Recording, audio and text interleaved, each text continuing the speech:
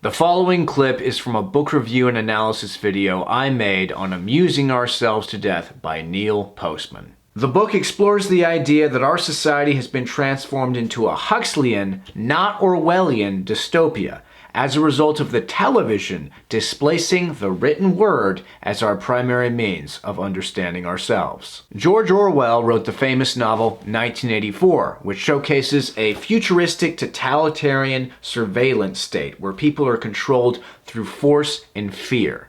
Big Brother, the state, watches and oppresses the people at all times. In the novel Brave New World, on the other hand, Aldous Huxley imagined that no such North Korean-style government would be necessary to oppress the future. Instead of people being controlled by force and fear, Huxley believed that people would be controlled by pleasure and entertainment. Truth and history would not be suppressed.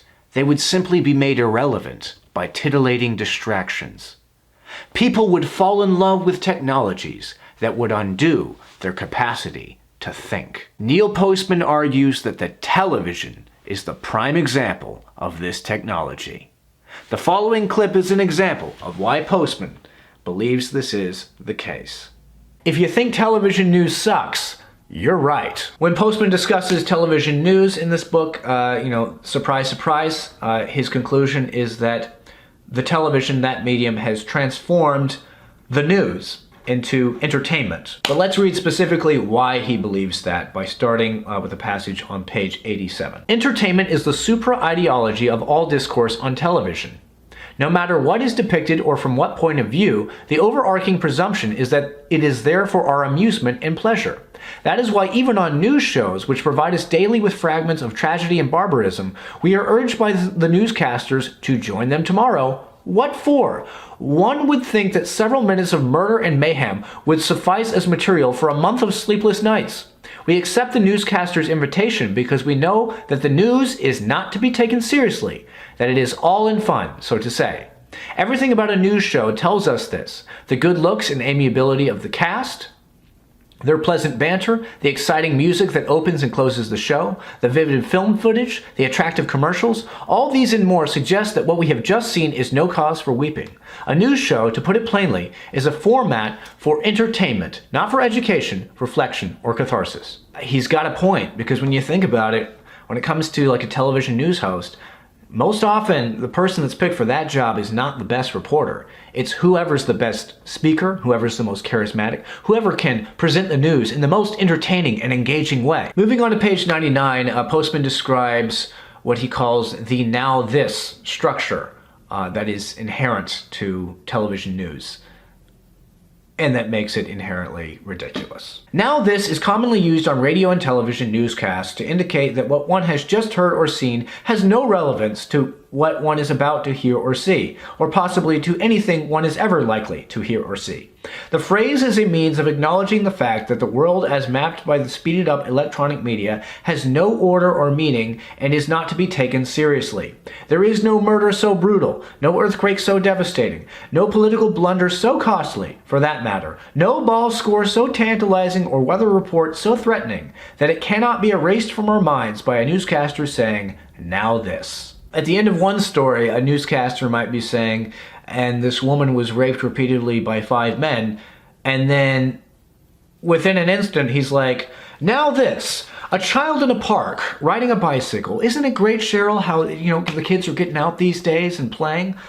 I remember when I was a kid." It makes the whole thing a joke, like a really sickly entertaining joke, is what Postman's point is. Now I'd like to read a passage on page 104 that kind of works hand in hand with what we've been talking about. The viewers also know that no matter how grave any fragment of news may appear, for example, on the day I write, a Marine Corps general has declared that nuclear war between the United States and Russia is inevitable, it will shortly be followed by a series of commercials that will, in an instant, diffuse the import of the news, in fact, render it largely banal. This is a key element in the structure of a news program, and all by itself refutes any claim that television news is designed as a serious form of public discourse. Imagine what you would think of me and this book if I were to pause here, tell you that I will return to my discussion in a moment, and then proceed to write a few words in behalf of United Airlines or the Chase Manhattan Bank. You would rightly think that I had no respect for you, and certainly no respect for the subject. And if I did this not once but several times in each chapter, you would think the whole enterprise unworthy of your attention. Why then do we not think a news show similarly unworthy?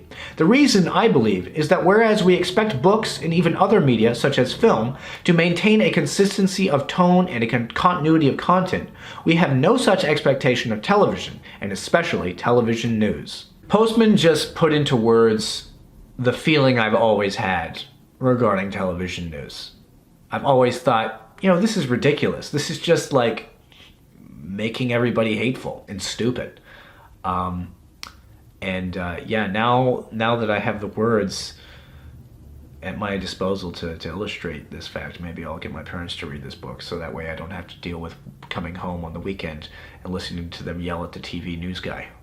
Now this next passage comes on page 107, and this is where Postman, I think, makes a really good point about television news. Even if television covers a news story extensively, it's still not going to effectively inform people. And he begins by talking about the Iranian hostage crisis, immediately preceding the passage that I'm going to read. And he talks about how, this hostage crisis had so many viewers looking at the TV and watching and going, whoa, what's going on? So wouldn't it be reasonable to assume that, people were informed about this news event? But then again, isn't it an exaggeration to say that most people don't know what Ayatollah means?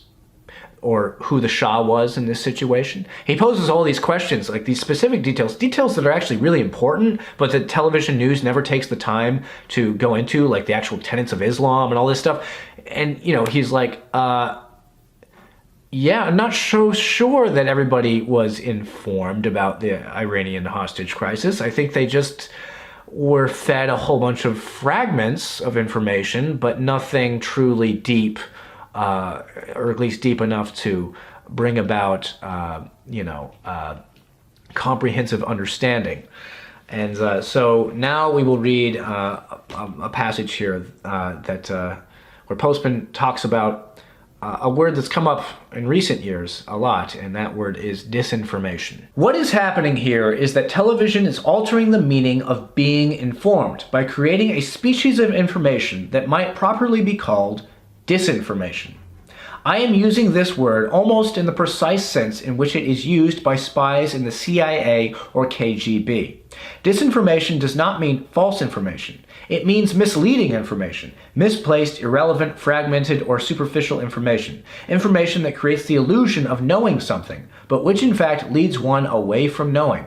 In saying this, I do not mean to imply that television news deliberately aims to deprive Americans of a coherent, contextual understanding of the world.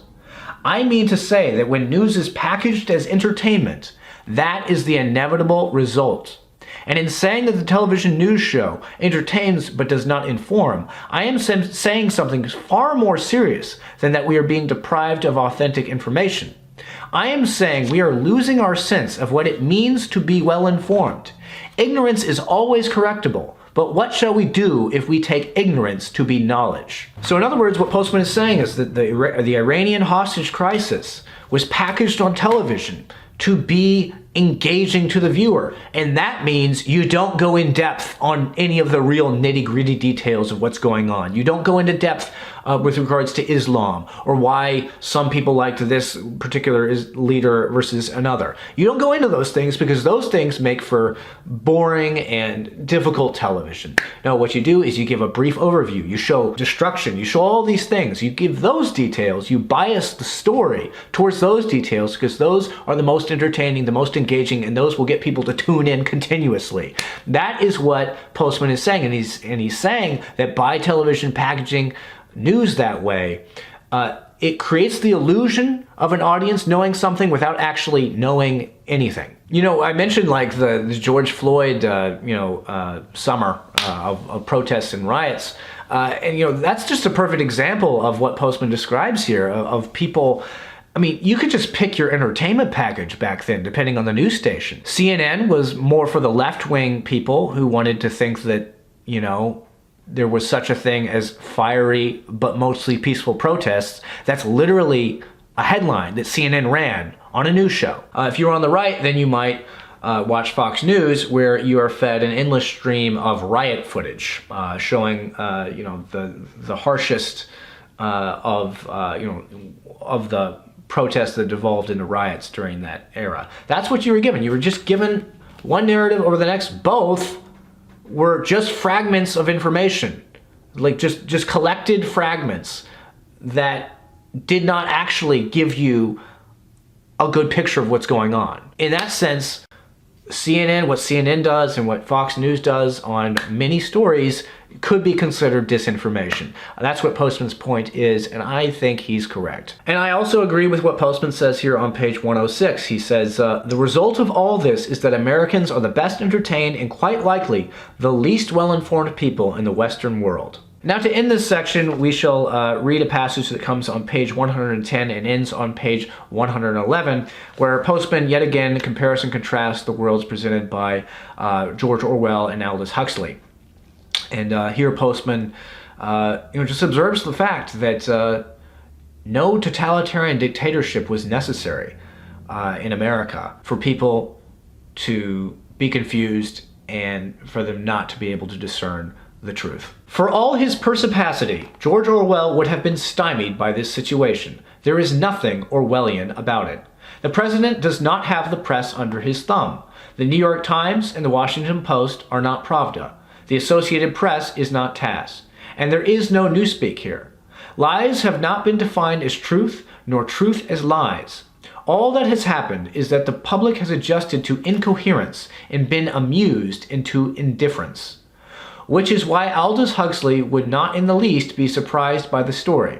Indeed, he prophesied its coming. He believed that it is far more likely that the Western democracies will dance and dream themselves into oblivion than march into it single file and manacled. Huxley grasped, as Orwell did not, that it is not necessary to conceal anything from a public insensible to contradiction and narcoticized by technological diversions.